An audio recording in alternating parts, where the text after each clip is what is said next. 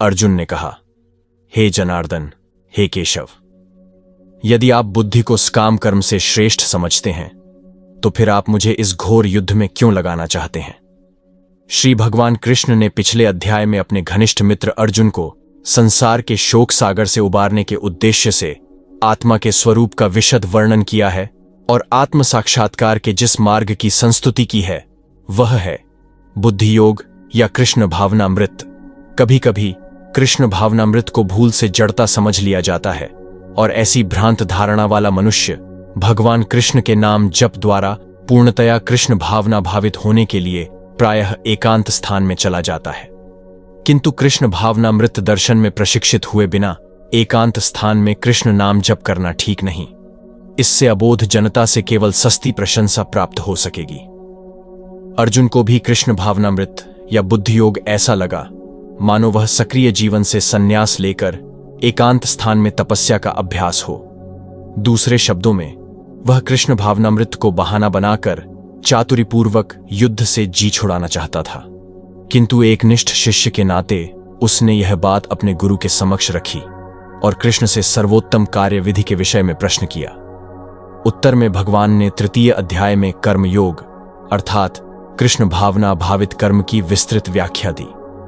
आपके व्यामिश्रित अनेकार्थक उपदेशों से मेरी बुद्धि मोहित हो गई है, अतः कृपा करके निश्चय पूर्वक मुझे बताएं कि इनमें से मेरे लिए सर्वाधिक श्रेयस्कर क्या होगा। पिछले अध्याय में भगवद गीता के उपक्रम के रूप में सांख्य योग, बुद्धि योग, बुद्धि द्वारा इंद्रिय निग्रह, निष्काम कर्म योग तथा नवदीक्षित की स्थिति जैसे विभिन्न मार्गों का वर्णन किया गया है, किंतु उसमें तारतम्य नहीं था। कर्म करने तथा समझने के लिए मार्ग की अधिक व्यवस्थित रूपरेखा की आवश्यकता होगी। अतः अर्जुन इन भ्रामक विषयों को स्पष्ट कर लेना चाहता था, जिससे सामान्य मनुष्य बिना किसी भ्रम के उन्हें स्वीकार कर सके। यद्यपि श्री कृष्ण वाक्चातुरी से अर्जुन को चकराना नहीं चाहते थे, किंतु अर्जुन यह नहीं समझ सका कि कृष्ण भावनामृत क्या है, जड़ता है या कि सक्रिय सेवा। दूसरे शब्दों में अपने प्रश्नों से वह उन समस्त शिष्यों के लिए जो भगवद गीता के रहस्य को समझना चाहते थे कृष्ण भावनामृत का मार्ग प्रशस्त कर रहा है। श्री भगवान ने कहा, हे निष्पाप अर्जुन, मैं पहले ही बता चुका हूं कि आत्म साक्षात्कार का प्रयत्न करने वाले दो प्रकार के पुरुष होते हैं। कुछ इसे ज्ञान योग द्वारा समझने का प्रयत्न करते हैं तो कुछ भक्तिमय सेवा के द्वारा। द्वितीय अध्याय के 39वें श्लोक ने दो प्रकार की पद्धतियों का उल्लेख किया है, सांख्य योग तथा कर्म योग या बुद्धि योग। इस श्लोक में इनकी ओर अधिक स्पष्ट विवेचना की गई है। सांख्य योग अथवा आत्मा तथा पदार्थ की प्रकृति का वैश्लेषिक अध्ययन उन लोगों के लिए है जो व्यावहारिक ज्ञान तथा दर्शन द्वारा वस्तुओं का चिंतन एवं मनन करना चाहते हैं। दूसरे प्रकार के लोग कृष्ण भावनामृत में कार्य करते हैं, जैसा कि द्वितीय अध्याय के 61वें श्लोक में बताया गया है।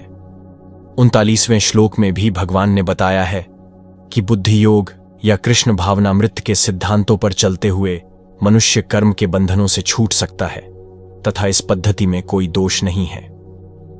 61वें श्लोक में इसी सिद्धांत को और अधिक स्पष्ट किया गया है कि बुद्धि योग पूर्णतया परब्रह्म विशेषतया कृष्ण पर आश्रित है और इस प्रकार से समस्त इंद्रियों को सरलता से वश में किया जा सकता है। अतः दोनों प्रकार के योग धर्म तथा दर्शन के रूप में अन्योन्याश्रित हैं। दर्शन विहीन धर्म मात्र भावुकता या कभी कभी धर्मांधता है और धर्म विहीन दर्शन मानसिक ऊहापोह है। अंतिम लक्ष्य तो श्री कृष्ण है, क्योंकि जो दार्शनिक जन परम सत्य की खोज करते रहते हैं वे अंततः कृष्ण भावनामृत को प्राप्त होते हैं। इसका भी उल्लेख भगवद गीता में मिलता है। संपूर्ण पद्धति का उद्देश्य परमात्मा के संबंध में अपनी वास्तविक स्थिति को समझ लेना है। इसकी अप्रत्यक्ष पद्धति दार्शनिक चिंतन है, जिसके द्वारा क्रम से कृष्ण भावनामृत तक पहुंचा जा सकता है। प्रत्यक्ष पद्धति में कृष्ण भावनामृत में ही प्रत्येक वस्तु से अपना संबंध जोड़ना होता है। इन दोनों में से कृष्ण भावनामृत का मार्ग श्रेष्ठ है, क्योंकि इसमें दार्शनिक पद्धति द्वारा इंद्रियों को विमल नहीं करना होता। कृष्ण भावनामृत स्वयं ही शुद्ध करने वाली प्रक्रिया है और भक्ति की प्रत्यक्ष विधि सरल तथा दिव्य होती है। न तो कर्म से विमुख होकर कोई कर्मफल से छुटकारा पा सकता है और न केवल संन्यास से सिद्धि प्राप्त की जा सकती है। भौतिकतावादी मनुष्यों के हृदयों को विमल करने के लिए जिन कर्मों का विधान किया गया है, उनके द्वारा शुद्ध हुआ मनुष्य ही संन्यास ग्रहण कर सकता है। शुद्ध के बिना संन्यास ग्रहण करने से सफलता नहीं मिल पाती। ज्ञान योगियों के अनुसार संन्यास ग्रहण करने अथवा सकाम कर्म से विरत होने से ही मनुष्य नारायण के समान हो जाता है, किंतु भगवान कृष्ण इस मत का अनुमोदन नहीं करते। हृदय की शुद्ध के बिना संन्यास सामाजिक व्यवस्था में उत्पात उत्पन्न करता है। दूसरी ओर यदि कोई नियत कर्मों को न करके भी भगवान की दिव्य सेवा करता है, तो वह उस मार्ग में जो कुछ भी उन्नति करता है उसे भगवान स्वीकार कर लेते हैं। बुद्धि योग। स्वल्पम्प्यस्य धर्मस्य त्रायते महतो भयात्। ऐसे सिद्धांत की रंचमात्र संपन्नता भी महान कठिनाइयों को पार करने में सहायक होती है। प्रत्येक व्यक्ति को प्रकृति से अर्जित गुणों के अनुसार विवश होकर कर्म करना पड़ता है, अतः कोई भी क्षण भर के लिए भी बिना कर्म किए नहीं रह सकता। यह देहधारी जीवन का प्रश्न नहीं है, अपितु आत्मा का यह स्वभाव है कि वह सदैव सक्रिय रहता है। आत्मा की अनुपस्थिति में भौतिक शरीर हिल भी नहीं सकता। यह शरीर मृत वाहन के समान है जो आत्मा द्वारा चालित होता है, क्योंकि आत्मा सदैव गतिशील सक्रिय रहता है और वह एक क्षण के लिए भी नहीं रुक सकता। अतः आत्मा को कृष्ण भावनामृत के सत्कर्म में प्रवृत्त रखना चाहिए, अन्यथा वह माया द्वारा शासित कार्यों में प्रवृत्त होता रहेगा। माया के संसर्ग में आकर आत्मा भौतिक गुण प्राप्त कर लेता है और आत्मा को ऐसे आकर्षणों से शुद्ध करने के लिए यह आवश्यक है कि शास्त्रों द्वारा आदिष्ट कर्मों में इसे संलग्न रखा जाए। किंतु यदि आत्मा कृष्ण भावनामृत के अपने स्वाभाविक कर्म में निरत रहता है, तो वह जो भी करता है उसके लिए कल्याणप्रद होता है। श्रीमद् भागवत द्वारा इसकी पुष्टि हुई है। त्यक्त्वा स्वधर्म चरणाम्बुजम हरेर भजन न पक्कोथ पतेत्त तो यदि यत्र क वा भद्रम भूदमुष्य किंको वार्थ आप्तो भजताम स्वधर्मतः।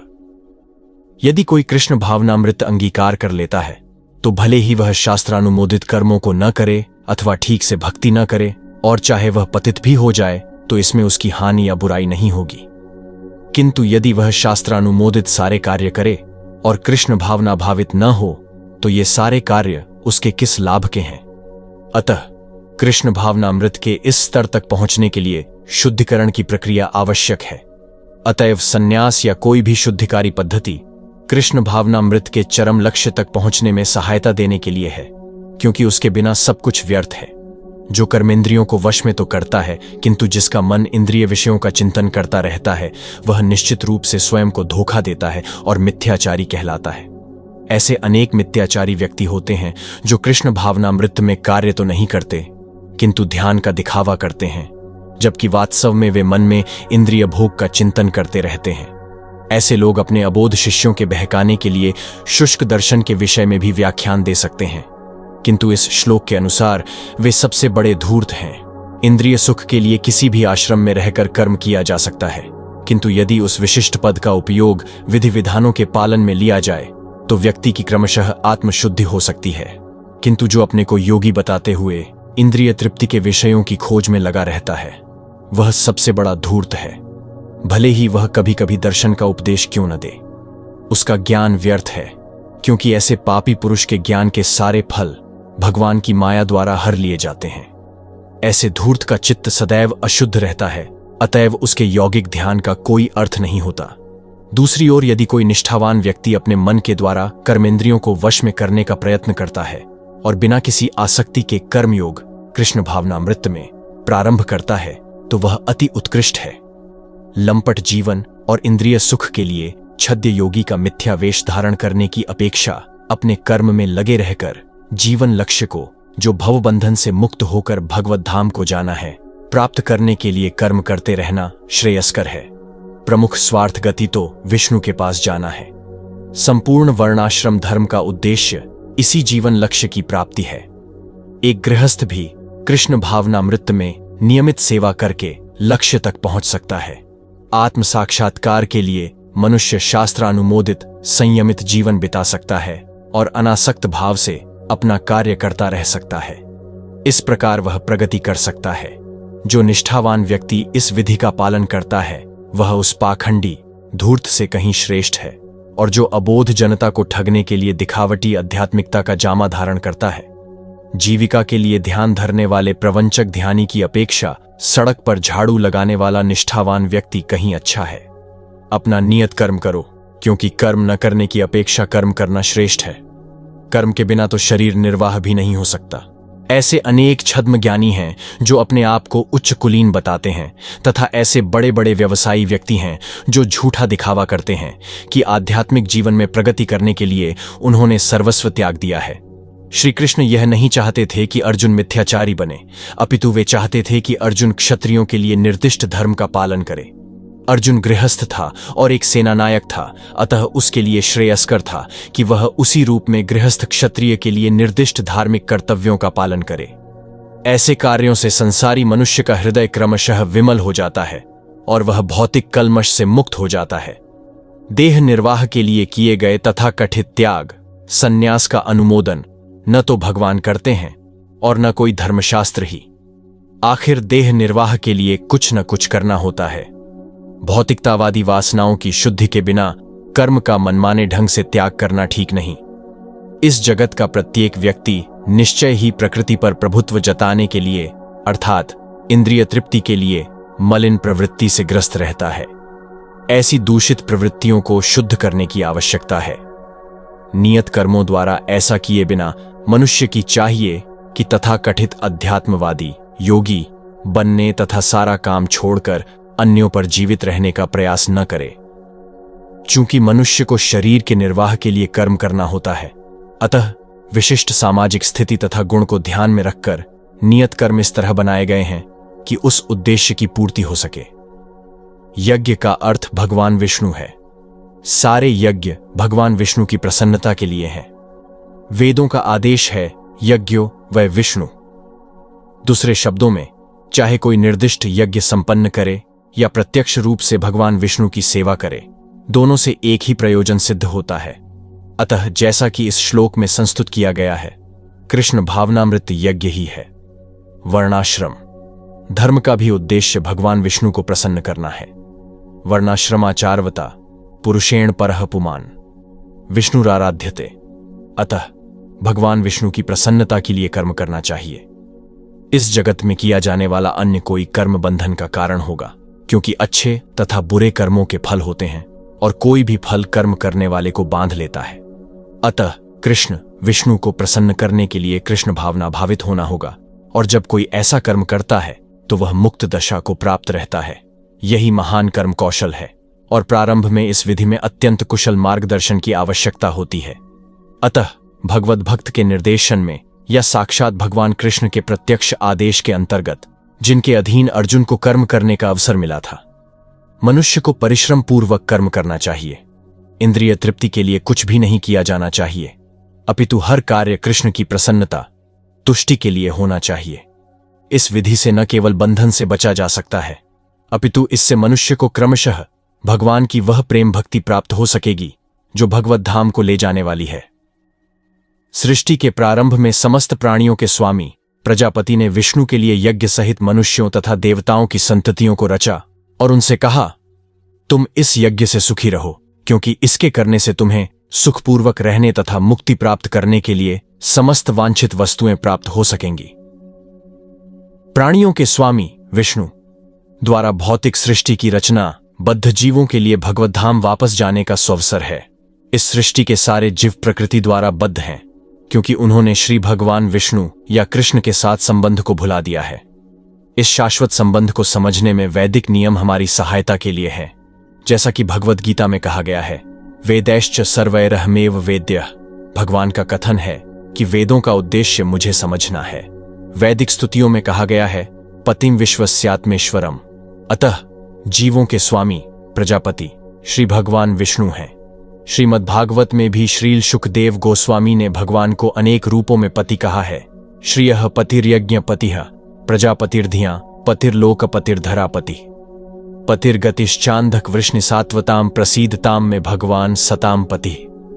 प्रजापति तो भगवान विष्णु हैं और वे समस्त प्राणियों के, समस्त लोकों के तथा सुंदरता के स्वामी पति हैं और हर एक के त्राता है।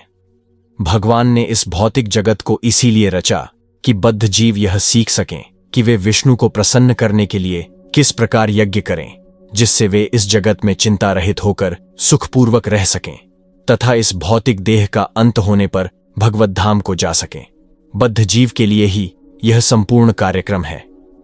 यज्ञ करने से बद्ध जीव क्रमशः कृष्ण भावना भावित होते हैं और सभी प्रकार से देवतुल्य बनते हैं। कलयुग में वैदिक शास्त्रों ने संकीर्तन यज्ञ, भगवान के नामों का कीर्तन का विधान किया है और इस दिव्य विधि का प्रवर्तन चैतन्य महाप्रभु द्वारा इस युग के समस्त लोगों के उद्धार के लिए किया गया। संकीर्तन यज्ञ तथा कृष्ण भावनामृत में अच्छा तालमेल है। श्रीमद् भागवत में संकीर्तन यज्ञ के विशेष प्रसंग में भगवान कृष्ण का अपने भक्त रूप चैतन्य महाप्रभु रूप में निम्न प्रकार से उल्लेख हुआ है। कृष्ण वर्णम त्विषा कृष्णम सांगोपांगास्त्र पार्षदम यज्ञ संकीर्तन प्रायर्यजन्ति हि सुमेधसः। इस कलयुग में जो लोग पर्याप्त बुद्धिमान हैं वे भगवान की उनके पार्षदों सहित संकीर्तन यज्ञ द्वारा पूजा करेंगे।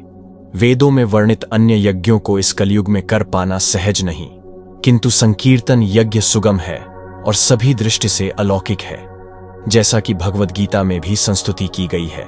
यज्ञों के द्वारा प्रसन्न होकर देवता तुम्हें भी प्रसन्न करेंगे और इस तरह मनुष्यों तथा देवताओं के मध्य सहयोग से सबों को संपन्नता प्राप्त होगी। देवतागण सांसारिक कार्यों के लिए अधिकार प्राप्त प्रशासक हैं।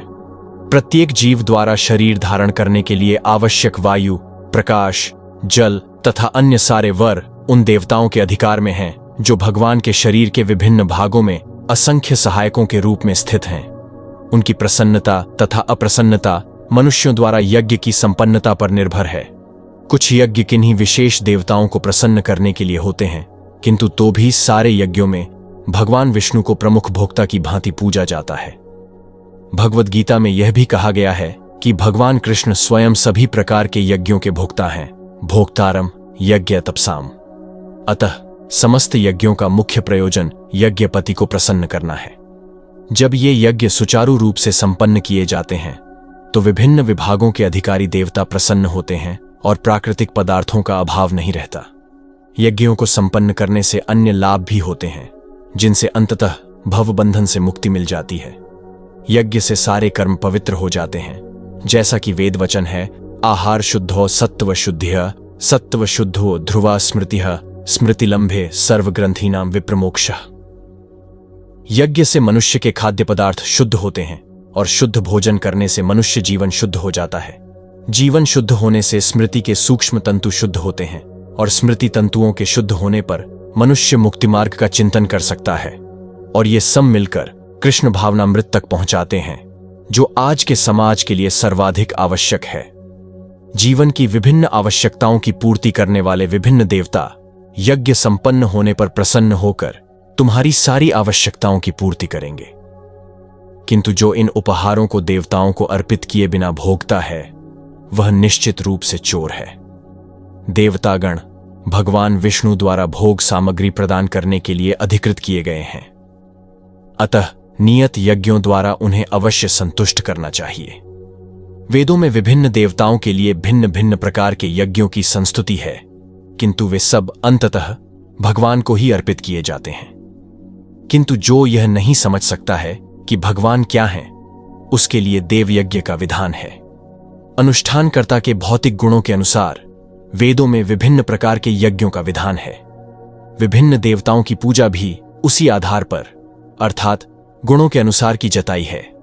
उदाहरणार्थ, मांसाहारियों को देवी काली की पूजा करने के लिए कहा जाता है, जो भौतिक प्रकृति की घोर रूपा हैं और देवी के समक्ष पशु बलि का आदेश है।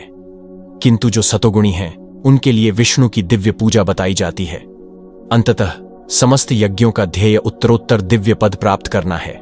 सामान्य व्यक्तियों के लिए कम से कम 5 यज्ञ आवश्यक हैं, जिन्हें पंच महायज्ञ कहते हैं। किंतु मनुष्य को यह जानना चाहिए कि जीवन की सारी आवश्यकताएं भगवान के देवता प्रतिनिधियों द्वारा ही पूरी की जाती हैं। कोई कुछ बना नहीं सकता। उदाहरणार्थ, मानव समाज के भोज्य पदार्थों को लें। इन भोज्य पदार्थों में शाकाहारियों के लिए अन्न, फल, शाक, दूध, चीनी आदि हैं और मांसाहारियों के मांसादि, जिनमें से कोई भी पदार्थ मनुष्य नहीं बना सकता। एक और उदाहरण लें, यथा ऊष्मा, प्रकाश, जल, वायु आदि जो जीवन के लिए आवश्यक हैं, इनमें से किसी को बनाया नहीं जा सकता। परमेश्वर के बिना न तो प्रचुर प्रकाश मिल सकता है, न चांदनी, वर्षा या प्रातःकालीन समीर ही, जिनके बिना मनुष्य जीवित नहीं रह सकता। स्पष्ट है कि हमारा जीवन भगवान द्वारा प्रदत्त वस्तुओं पर आश्रित है। यहां तक कि हमें अपने उत्पादन उद्यमों के लिए अनेक कच्चे मालों की आवश्यकता होती है, यथा धातु, गंधक, पारद, मैग्नीज तथा अन्य अनेक आवश्यक वस्तुएं, जिनकी पूर्ति भगवान के प्रतिनिधि इस उद्देश्य से करते हैं कि हम इनका समुचित उपयोग करके आत्म साक्षात्कार के लिए अपने आप को स्वस्थ एवं पुष्ट बनाएं, जिससे जीवन का चरम लक्ष्य अर्थात भौतिक जीवन संघर्ष से मुक्ति प्राप्त हो सके। यज्ञ संपन्न करने से मानव जीवन का चरम लक्ष्य प्राप्त हो जाता है। यदि हम जीवन उद्देश्य को भूलकर भगवान के प्रतिनिधियों से अपनी इंद्रिय तृप्ति के लिए वस्तुएं लेते रहेंगे और इस संसार में अधिकाधिक फंसते जाएंगे, जो कि सृष्टि का उद्देश्य नहीं है, तो निश्चय ही हम चोर हैं और इस तरह हम प्रकृति के नियमों द्वारा दंडित होंगे। चोरों का समाज कभी सुखी नहीं रह सकता, क्योंकि उनका कोई जीवन लक्ष्य नहीं होता। भौतिकतावादी चोरों का कभी कोई जीवन लक्ष्य नहीं होता। उन्हें तो केवल इंद्रिय तृप्ति की चिंता रहती है। वे नहीं जानते कि यज्ञ किस तरह किए जाते हैं। किंतु चैतन्य महाप्रभु ने यह यज्ञ संपन्न करने की सरलतम विधि का प्रवर्तन किया। यह है संकीर्तन यज्ञ, जो संसार के किसी भी व्यक्ति द्वारा, जो कृष्ण भावनामृत के सिद्धांतों को अंगीकार करता है, संपन्न किया जा सकता है। भगवान के भक्त सभी प्रकार के पापों से मुक्त हो जाते हैं, क्योंकि वे यज्ञ में अर्पित किए भोजन प्रसाद को ही खाते हैं। अन्य लोग जो अपनी इंद्रिय सुख के लिए भोजन बनाते हैं, वे निश्चित रूप से पाप खाते हैं।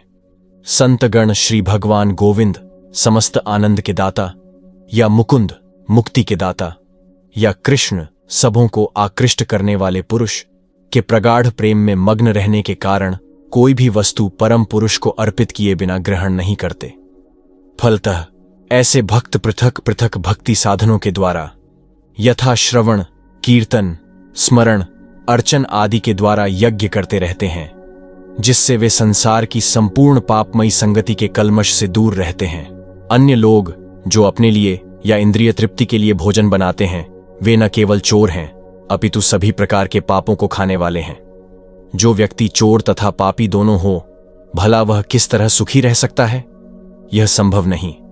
अतः सभी प्रकार से सुखी रहने के लिए मनुष्यों को पूर्ण कृष्ण भावनामृत में संकीर्तन यज्ञ करने की सरल विधि बताई जानी चाहिए, अन्यथा संसार में शांति या सुख नहीं हो सकता। सारे प्राणी अन्न पर आश्रित हैं, जो वर्षा से उत्पन्न होता है। वर्षा यज्ञ संपन्न करने से होती है और यज्ञ नियत कर्मों से उत्पन्न होता है। भगवद गीता के महान टीकाकार श्रील बलदेव विद्याभूषण इस प्रकार लिखते हैं: इंद्राद्यंगतयावस्थितम यज्ञम सर्वेश्वरम विष्णुमभ्यर्च्य तच्छेषमश्नन्ति तेन तद्देहयात्रां संपादयन्ति ते सन्तः सर्वेश्वरस्य यज्ञपुरुषस्य भक्ताः सर्वकिल्बिषैर् अनादिकाल विवृद्धैर् आत्मानुभव प्रतिबंधकैर्निखिलैः पापैर विमुच्यन्ते। परमेश्वर, जो यज्ञ पुरुष अथवा समस्त यज्ञों के भोक्ता कहलाते हैं, सभी देवताओं के स्वामी हैं, और जिस प्रकार शरीर के अंग पूरे शरीर की सेवा करते हैं, उसी तरह सारे देवता उनकी सेवा करते हैं। इंद्र, चंद्र तथा वरुण जैसे देवता भगवान द्वारा नियुक्त अधिकारी हैं, जो सांसारिक कार्यों की देखरेख करते हैं। सारे वेद इन देवताओं को प्रसन्न करने के लिए यज्ञों का निर्देश करते हैं, जिससे वे अन्न उत्पादन के लिए प्रचुर वायु, प्रकाश तथा जल प्रदान करें। जब कृष्ण की पूजा की जाती है, तो उनके अंग स्वरूप देवताओं की भी स्वतः पूजा हो जाती है। अतः देवताओं की अलग से पूजा करने की आवश्यकता नहीं होती। इसी हेतु कृष्ण भावना भावित भगवत भक्त सर्वप्रथम कृष्ण को भोजन अर्पित करते हैं और तब खाते हैं। यह ऐसी विधि है जिससे शरीर का आध्यात्मिक पोषण होता है। ऐसा करने से न केवल शरीर के विगत पापमय कर्म फल नष्ट होते हैं, अपितु शरीर प्रकृति के समस्त कल्मशों से निरापद हो जाता है। जब कोई छूत का रोग फैलता है, तो इसके आक्रमण से बचने के लिए रोगाणुरोधी टीका लगाया जाता है। इसी प्रकार भगवान विष्णु को अर्पित करके ग्रहण किया जाने वाला भोजन हमें भौतिक संदूषण से निरापद बनाता है, और जो इस विधि का अभ्यस्त है वह भगवद भक्त कहलाता है। अतः कृष्ण भावना भावित व्यक्ति जो केवल कृष्ण को अर्पित किया भोजन करता है, वह उन समस्त विगत भौतिक दूषणों के फलों का सामना करने में समर्थ होता है जो आत्म साक्षात्कार के मार्ग में बाधक बनते हैं। इसके विपरीत जो ऐसा नहीं करता वह अपने पापपूर्ण कर्म को बढ़ाता रहता है, जिससे उसे सारे पाप फलों को भोगने के लिए अगला शरीर कुकरों सूकरों के समान मिलता है। ये भौतिक जगत नाना कल्मशों से पूर्ण है और जो भी भगवान के प्रसाद को ग्रहण करके उनसे निरापद हो लेता है वह उनके आक्रमण से बच जाता है, किंतु जो ऐसा नहीं करता वह कल्मश का लक्ष्य बनता है। अन्न अथवा शाक वास्तव में खाद्य हैं। मनुष्य विभिन्न प्रकार के अन्न, शाक, फल आदि खाते हैं, जबकि पशु इन पदार्थों के अचिष्ट को खाते हैं। जो मनुष्य मांस खाने के अभ्यस्त हैं उन्हें भी शाक के उत्पादन पर निर्भर रहना पड़ता है, क्योंकि पशु शाक ही खाते हैं। अतएव हमें अंततोगत्वा खेतों के उत्पादन पर ही आश्रित रहना है, बड़ी बड़ी फैक्ट्रियों के उत्पादन पर नहीं। खेतों का यह उत्पादन आकाश से होने वाली प्रचुर वर्षा पर निर्भर करता है और ऐसी वर्षा इंद्र, सूर्य, चंद्र आदि देवताओं के द्वारा नियंत्रित होती है। ये देवता भगवान के दास हैं। भगवान को यज्ञों के द्वारा संतुष्ट रखा जा सकता है, अतः जो इन यज्ञों को संपन्न नहीं करता उसे अभाव का सामना करना होगा। यही प्रकृति का नियम है। अतः भोजन के अभाव से बचने के लिए यज्ञ और विशेष रूप से इस युग के लिए संस्तुत संकीर्तन यज्ञ संपन्न करना चाहिए। वेदों में नियमित कर्मों का विधान है और ये साक्षात श्री भगवान परब्रह्म से प्रकट हुए हैं। फलतः सर्वव्यापी ब्रह्म यज्ञ कर्मों में सदा स्थित रहता है। इस श्लोक में यज्ञार्थ कर्म अर्थात कृष्ण को प्रसन्न करने के लिए कर्म की आवश्यकता को भली भांति विवेचित किया गया है। यदि हमें यज्ञ पुरुष विष्णु के परितोष के लिए कर्म करने हैं तो हमें ब्रह्म या दिव्य वेदों से कर्म की दिशा प्राप्त करनी होगी।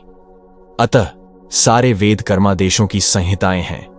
वेदों के निर्देश के बिना किया गया कोई भी कर्म विकर्म या अवैध अथवा पापपूर्ण कर्म कहलाता है। अतः कर्म फल से बचने के लिए सदैव वेदों से निर्देश प्राप्त करना चाहिए। जिस प्रकार सामान्य जीवन में राज्य के निर्देश के अंतर्गत कार्य करना होता है, उसी प्रकार भगवान के परम राज्य के निर्देशन में कार्य करना चाहिए। वेदों में ऐसे निर्देश भगवान के श्वास से प्रत्यक्ष प्रकट होते हैं। कहा गया है, अस्य महतो भूतस्य निश्वसितम एतद यद ऋग्वेदो यजुर्वेदः सामवेदोथर्वांगिरसः। चारों वेद ऋग्वेद, यजुर्वेद, सामवेद तथा अथर्ववेद भगवान के श्वास से अद्भुत हैं। ब्रह्म संहिता से प्रमाणित होता है कि सर्वशक्तिमान होने के कारण भगवान अपने श्वास के द्वारा बोल सकते हैं। अपनी प्रत्येक इंद्रिय के द्वारा अन्य समस्त इंद्रियों के कार्य संपन्न कर सकते हैं। दूसरे शब्दों में भगवान अपनी निश्वास के द्वारा बोल सकते हैं और वे अपने नेत्रों से गर्भधान कर सकते हैं। वस्तुतः यह कहा जा सकता है कि उन्होंने प्रकृति पर दृष्टिपात किया और समस्त जीवों को गर्भस्थ किया। इस तरह प्रकृति के गर्भ में बद्ध जीवों को प्रविष्ट करने के पश्चात उन्होंने उन्हें वैदिक ज्ञान के रूप में आदेश दिया, जिससे वे भगवत धाम वापस जा सकें। हमें यह सदैव स्मरण रखना चाहिए कि प्रकृति में सारे बद्ध जीव भौतिक भोग के लिए इच्छुक रहते हैं, किंतु वैदिक आदेश इस प्रकार बाणाए गए हैं कि मनुष्य अपनी विकृत इच्छाओं की पूर्ति कर सकता है और तथाकथित सुख भोग पूरा करके भगवान के पास लौट सकता है। बद्ध जीवों के लिए मुक्ति प्राप्त करने का सुनहरा अवसर होता है। अतः उन्हें चाहिए कि कृष्ण भावना भावित होकर यज्ञ विधि का पालन करें। यहां तक कि वैदिक आदेशों का पालन नहीं करते वे भी कृष्ण भावनामृत के सिद्धांतों को ग्रहण कर सकते हैं, जिससे वैदिक यज्ञों या कर्मों की पूर्ति हो जाएगी। हे प्रिय अर्जुन, जो मानव जीवन में इस प्रकार वेदों द्वारा स्थापित यज्ञ चक्र का पालन नहीं करता वह निश्चय ही पापमय जीवन व्यतीत करता है। ऐसा व्यक्ति केवल इंद्रियों की तुष्टि के लिए व्यर्थ ही जीवित रहता है। इस श्लोक में भगवान ने कठोर परिश्रम करो और इंद्रिय तृप्ति का आनंद लो इस सांसारिक विचारधारा का तिरस्कार किया है। अतः जो लोग इस संसार में भोग करना चाहते हैं उन्हें उपर्युक्त यज्ञ चक्र का अनुसरण करना परमावश्यक है। जो ऐसे विधि विधानों का पालन नहीं करता अधिकाधिक तिरस्कृत होने के कारण उसका जीवन अत्यंत संकटपूर्ण रहता है। प्रकृति के नियमानुसार यह मानव शरीर विशेष रूप से आत्म साक्षात्कार के लिए मिला है, जिसे कर्म योग, ज्ञान योग या भक्ति योग में से किसी एक विधि से प्राप्त किया जा सकता है। इन योगियों के लिए यज्ञ संपन्न करने की कोई आवश्यकता नहीं रहती, क्योंकि ये पाप पुण्य से परे होते हैं। किंतु जो लोग इंद्रिय तृप्ति में जुटे हुए हैं, उन्हें पूर्वोक्त यज्ञ चक्र के द्वारा शुद्धिकरण की आवश्यकता रहती है। कर्म के अनेक भेद होते हैं। जो लोग कृष्ण भावना भावित नहीं हैं, वे निश्चय ही विषय परायण होते हैं, अतः उन्हें पुण्य कर्म करने की आवश्यकता होती है। यज्ञ पद्धति इस प्रकार सुनियोजित है कि विषयोन्मुख लोग विषयों के फल में फंसे बिना अपनी इच्छाओं की पूर्ति कर सकते हैं। संसार की संपन्नता हमारे प्रयासों पर नहीं, अपितु परमेश्वर की पृष्ठभूमि योजना पर निर्भर है, जिसे देवता संपादित करते हैं। अतः वेदों में वर्णित देवताओं को लक्षित करके यज्ञ किए जाते हैं। अप्रत्यक्ष रूप में यह कृष्ण भावनामृत का ही अभ्यास रहता है, क्योंकि जब कोई इन यज्ञों में दक्षता प्राप्त कर लेता है तो वह अवश्य ही कृष्ण भावना भावित हो जाता है। किंतु यदि ऐसे यज्ञ करने से कोई कृष्ण भावना भावित नहीं हो पाता, तो इसे कोरी आचार संहिता समझना चाहिए। अतः मनुष्यों को चाहिए कि वे आचार संहिता तक ही अपनी प्रगति को सीमित न करें, अपितु उसे पार करके कृष्ण भावनामृत को प्राप्त हों। किंतु जो व्यक्ति आत्मा में ही आनंद लेता है तथा जिसका जीवन आत्म साक्षात्कार युक्त है और जो अपने में ही से पूर्णतया संतुष्ट रहता है, उसके लिए कुछ करणीय कर्तव्य नहीं होता। जो व्यक्ति कृष्ण भावना भावित है और अपने कृष्ण भावनामृत के कार्यों से पूर्णतया संतुष्ट रहता है, उसे कुछ भी नियत कर्म नहीं करना होता। कृष्ण भावना भावित होने के कारण उसके हृदय का सारा मैल तुरंत धुल जाता है, जो हजारों हजारों यज्ञों को संपन्न करने पर ही संभव हो पाता है। इस प्रकार चेतना के शुद्ध होने से मनुष्य परमेश्वर के साथ अपने संबंध के प्रति पूर्णतया आश्वस्त हो जाता है। भगवत कृपा से उसका कार्य स्वयं प्रकाशित हो जाता है, अतएव वैदिक आदेशों के प्रति उसका कर्तव्य निःशेष हो जाता है। ऐसा कृष्ण भावना भावित व्यक्ति कभी भी भौतिक कार्यों में रुचि नहीं लेता और न ही उसे सुरा, सुंदरी तथा अन्य प्रलोभनों में कोई आनंद मिलता है। स्वरूप सिद्ध व्यक्ति के लिए न तो अपने नियत कर्मों को करने की आवश्यकता रह जाती है, न ऐसा कर्म न करने का कोई कारण ही रहता है। उसे किसी अन्य जीव पर निर्भर रहने की आवश्यकता भी नहीं रह जाती। स्वरूप सिद्ध व्यक्ति को कृष्ण भावना भावित कर्म के अतिरिक्त कुछ भी करना नहीं होता, किंतु यह कृष्ण भावनामृत निष्क्रियता भी नहीं है, जैसा कि अगले श्लोकों में बताया जाएगा। कृष्ण भावना भावित व्यक्ति किसी की शरण ग्रहण नहीं करता, चाहे वह मनुष्य हो या देवता। कृष्ण भावनामृत में वह जो भी करता है कि उसके कर्तव्य संपादन के लिए पर्याप्त है। अतः कर्म फल में आसक्त हुए बिना मनुष्य को अपना कर्तव्य समझकर निरंतर कर्म करते रहना चाहिए, क्योंकि अनासक्त होकर कर्म करने से परब्रह्म परम की प्राप्ति होती है। भक्तों के लिए श्री भगवान परम है और निर्विशेषवादियों के लिए मुक्ति परम है। अतः जो व्यक्ति समुचित पथ प्रदर्शन पाकर और कर्म फल से अनासक्त होकर कृष्ण के लिए या कृष्ण भावनामृत में कार्य करता है, वह निश्चित रूप से जीवन लक्ष्य की ओर प्रगति करता है। अर्जुन से कहा जा रहा है कि वह कृष्ण के लिए कुरुक्षेत्र के युद्ध में लड़े, क्योंकि कृष्ण की इच्छा है कि वह ऐसा करे। उत्तम व्यक्ति होना या अहिंसक होना व्यक्तिगत आसक्ति है, किंतु फल की आसक्ति से रहित होकर कार्य करना परमात्मा के लिए कार्य करना है। यह उच्चतम कोटि का पूर्ण कर्म है, जिसकी संस्तुति भगवान कृष्ण ने की है। नियत यज्ञ जैसे वैदिक अनुष्ठान उन पाप कर्मों की शुद्धि के लिए किए जाते हैं जो इंद्रिय तृप्ति के उद्देश्य से किए गए हों, किंतु कृष्ण भावनामृत में जो कर्म किया जाता है वह अच्छे या बुरे कर्म के फलों से परे है। कृष्ण भावना भावित व्यक्ति में फल के प्रति लेशमात्र आसक्ति नहीं रहती। वह तो केवल कृष्ण के लिए कार्य करता है। वह समस्त प्रकार के कर्मों में रत रहकर भी पूर्णतया अनासक्त रहता है। जनक जैसे राजाओं ने केवल नियत कर्मों को करने से ही सिद्धि प्राप्त की। अतः सामान्य जनों को शिक्षित करने की दृष्टि से तुम्हें कर्म करना चाहिए। जनक जैसे राजा स्वरूप सिद्ध व्यक्ति थे, अतः वे वेदानुमोदित कर्म करने के लिए बाध्य न थे। तो भी वे लोग सामान्य जनों के समक्ष आदर्श प्रस्तुत करने के उद्देश्य से सारे नियत कर्म करते रहे। जनक सीता जी के पिता तथा भगवान श्री राम के ससुर थे।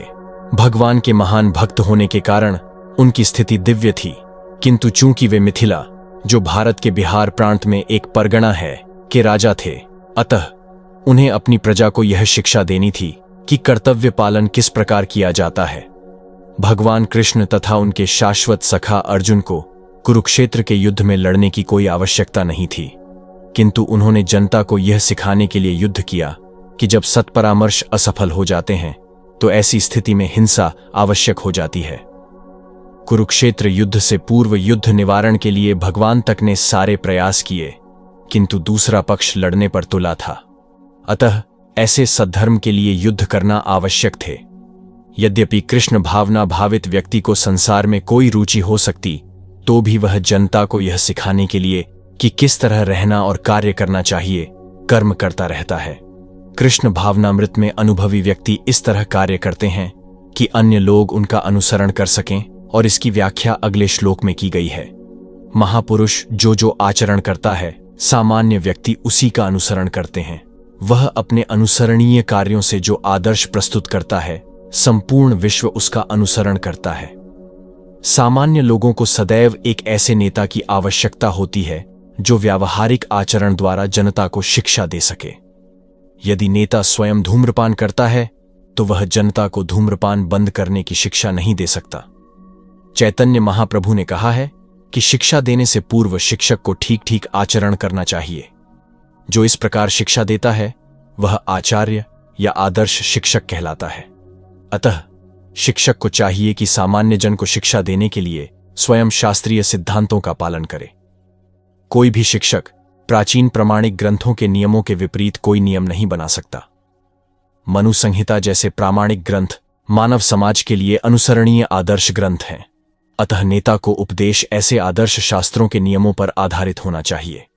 जो व्यक्ति अपनी उन्नति चाहता है, उसे महान शिक्षकों द्वारा अभ्यास किए जाने वाले आदर्श नियमों का पालन करना चाहिए। श्रीमद् भागवत भी इसकी पुष्टि करता है कि मनुष्य को महान भक्तों के पद चिन्हों का अनुसरण करना चाहिए, और आध्यात्मिक बोध के पथ में प्रगति का यही साधन है।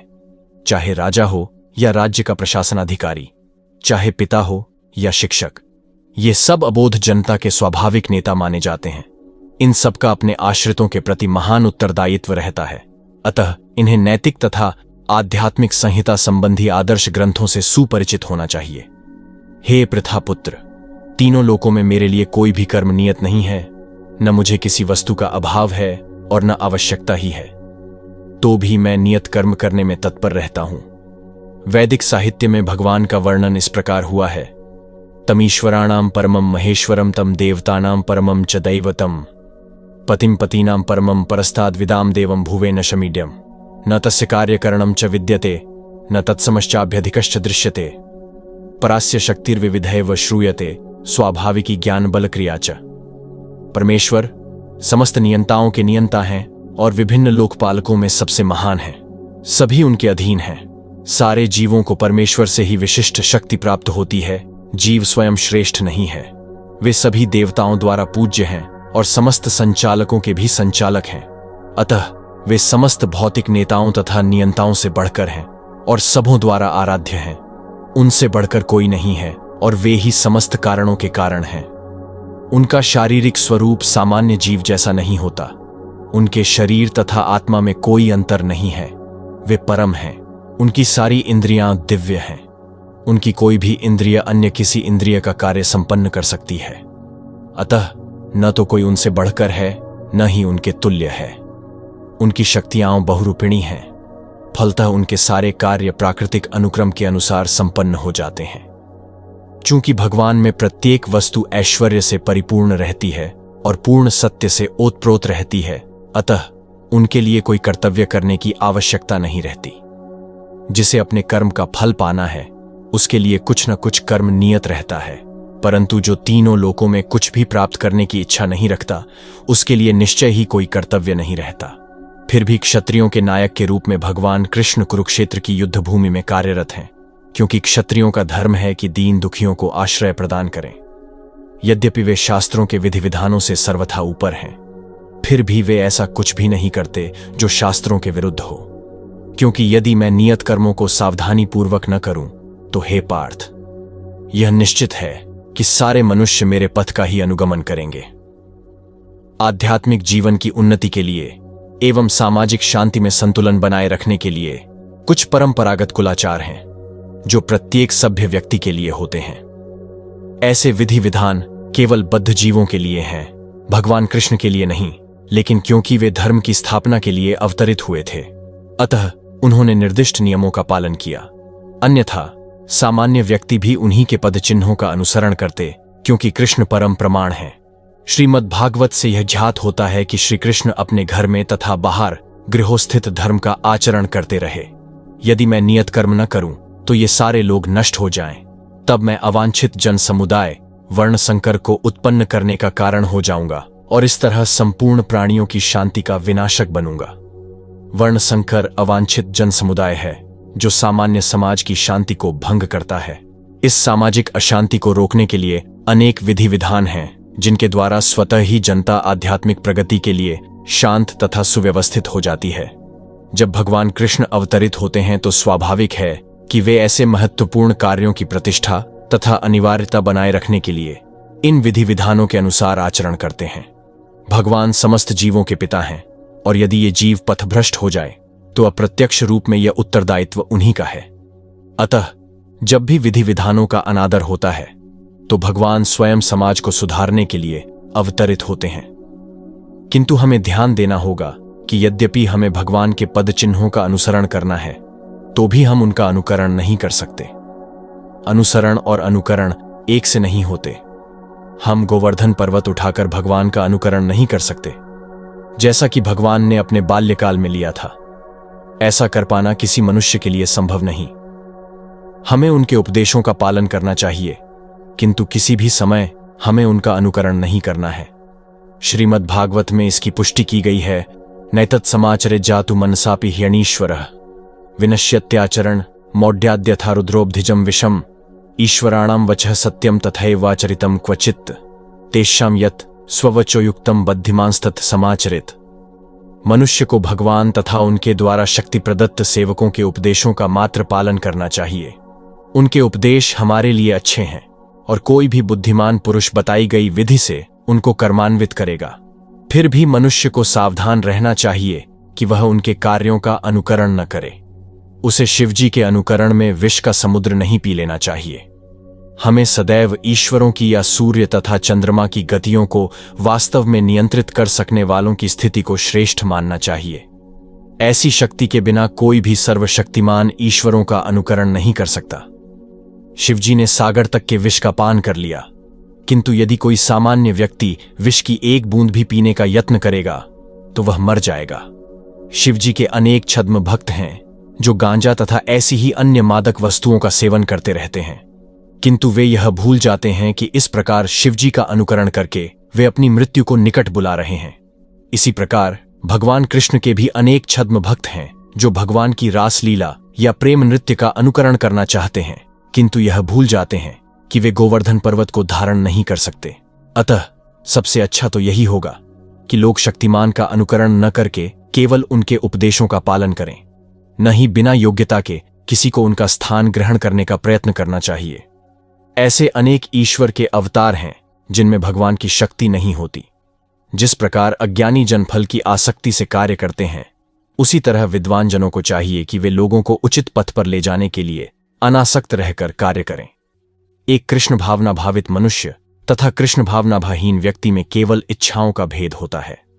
कृष्ण भावना भावित व्यक्ति कभी ऐसा कोई कार्य नहीं करता जो कृष्ण भावनामृत के विकास में सहायक न हो। यहां तक कि वह उस अज्ञानी पुरुष की तरह कर्म कर सकता है जो भौतिक कार्यों में अत्यधिक आसक्त रहता है, किंतु इनमें से एक ऐसे कार्य अपनी इंद्रिय तृप्ति के लिए करता है, जबकि दूसरा कृष्ण की तुष्टि के लिए। अतः कृष्ण भावना भावित व्यक्ति को चाहिए कि वह लोगों को यह प्रदर्शित करे कि किस तरह कार्य किया जाता है और किस तरह कर्मफलों को कृष्ण भावनामृत कार्य में नियोजित किया जाता है। विद्वान व्यक्ति को चाहिए कि वह काम कर्मों में आसक्त अज्ञानी पुरुषों को कर्म करने से रोके नहीं, ताकि उनके मन विचलित न हो, अपितु भक्तिभाव से कर्म करते हुए वह उन्हें सभी प्रकार के कार्यों में लगाए जिससे कृष्ण भावनामृत का क्रमिक विकास हो। वेदैश्च सर्वैरहमेव वेद्य, यह सिद्धांत संपूर्ण वैदिक अनुष्ठानों की पराकाष्ठा है।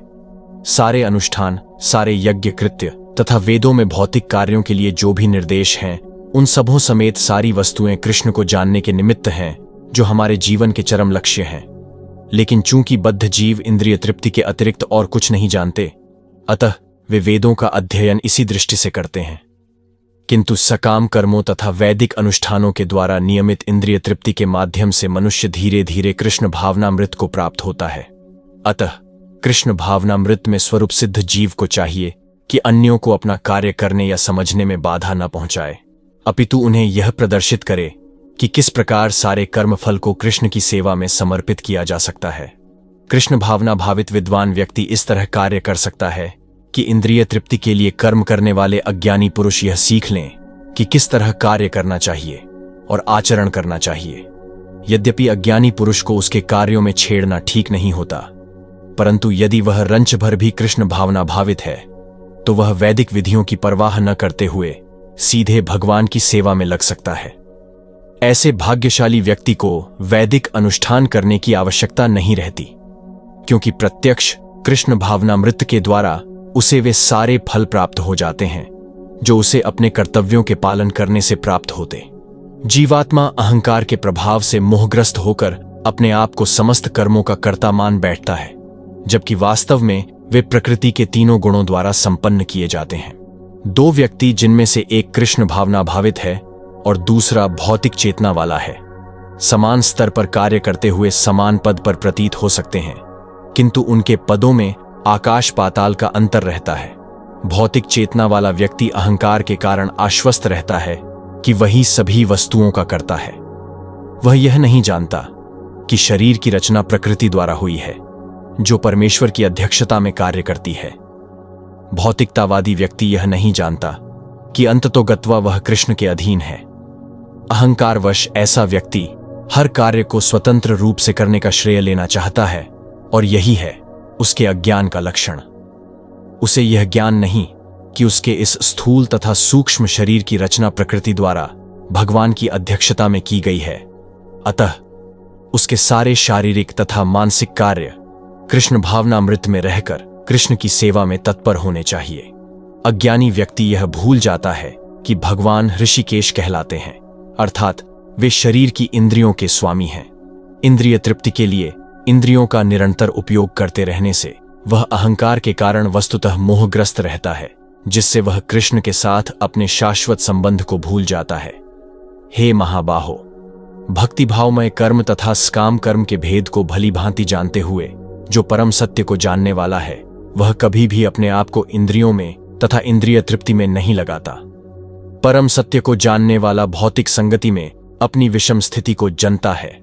वह जानता है कि वह भगवान कृष्ण का अंश है और उसका स्थान इस भौतिक सृष्टि में नहीं होना चाहिए। वह अपने वास्तविक स्वरूप को भगवान के अंश के रूप में जानता है, जो सत्चित्त आनंद है, और उससे यह अनुभूति होती रहती है कि मैं किसी कारण से देहात्म बुद्धि में फंस चुका हूं। अपने अस्तित्व की शुद्ध अवस्था में उसे सारे कार्य भगवान कृष्ण की सेवा में नियोजित करने चाहिए। फलतः वह अपने आप को कृष्ण भावनामृत के कार्यों में लगाता है और भौतिक इंद्रियों के कार्यों के प्रति स्वभावतः अनासक्त हो जाता है, क्योंकि ये परिस्थितिजन्य तथा अस्थायी हैं। वह जानता है कि उसके जीवन की भौतिक दशा भगवान के नियंत्रण में है। फलतः वह सभी प्रकार के भौतिक बंधनों से विचलित नहीं होता, क्योंकि वह उन्हें भगवत कृपा मानता है। श्रीमद् भागवत के अनुसार जो व्यक्ति परम सत्य को ब्रह्म, परमात्मा तथा श्री भगवान इन तीन विभिन्न रूपों में जानता है, वही तत्वविद कहलाता है, क्योंकि वह परमेश्वर के साथ अपने वास्तविक संबंध को भी जानता है। माया के गुणों से मोहग्रस्त होने पर अज्ञानी पुरुष पूर्णतया भौतिक कार्यों में संलग्न रहकर उनमें आसक्त हो जाते हैं। यद्यपि उनके ये कार्य उनमें ज्ञान भाव के कारण अधम होते हैं, किंतु ज्ञानी को चाहिए कि उन्हें विचलित न करे। अज्ञानी पुरुष स्थूल भौतिक चेतना से और भौतिक उपाधियों से पूर्ण रहते हैं। यह शरीर प्रकृति की देन है, और जो व्यक्ति शारीरिक चेतना में अत्यधिक आसक्त होता है वह मंद अर्थात आलसी कहा जाता है। अज्ञानी मनुष्य शरीर को आत्मस्वरूप मानते हैं। वे अन्यों के साथ शारीरिक संबंध को बंधुत्व मानते हैं। जिस देश में यह शरीर प्राप्त हुआ है उसे वे पूज्य मानते हैं, और वे धार्मिक अनुष्ठानों की औपचारिकताओं को ही अपना लक्ष्य मानते हैं। ऐसे भौतिकताग्रस्त अपाधिकारी पुरुषों के कुछ प्रकार के कार्यों में सामाजिक सेवा, राष्ट्रीयता तथा परोपकार हैं। ऐसी उपाधियों के चक्कर में वे सदैव भौतिक क्षेत्र में व्यस्त रहते हैं। उनके लिए आध्यात्मिक बोध मिथ्या है, अतः वे इसमें रुचि नहीं लेते।